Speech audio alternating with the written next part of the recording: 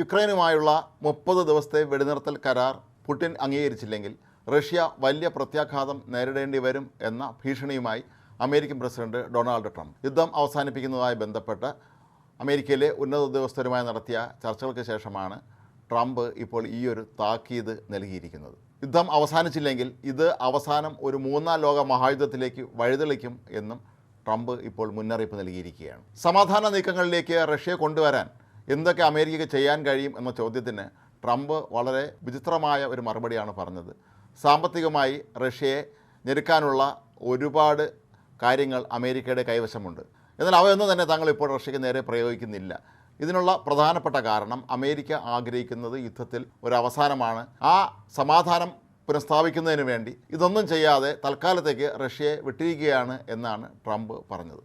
റഷ്യയും സമ്മതിക്കുകയാണെങ്കിൽ 30 ദിവസത്തെ വെടിനിർത്തൽ കരാറിന് തങ്ങൾ തയ്യാറാണ് എന്ന് യുക്രൈൻ കഴിഞ്ഞ ദിവസം സൗദി അറേബ്യയിൽ നടന്ന ചർച്ചകൾക്ക് ശേഷമാണ് പ്രഖ്യാപിച്ചത്. എന്നാൽ ഇക്കാര്യത്തിൽ റഷ്യ ഇനിയും യാതൊരു തരത്തിലുള്ള പ്രതികരണവും നടത്തിയിട്ടില്ല. ട്രംപിനൊപ്പം ഉണ്ടായിരുന്ന അമേരിക്കൻ പ്രസിഡന്റ് JD വാൻസും കഴിഞ്ഞ 2 ദിവസങ്ങളായി തങ്ങൾ ഇത് സംബന്ധിച്ച് ചർച്ചകൾ നടത്തുകയാണ് എന്നറിയിച്ചു.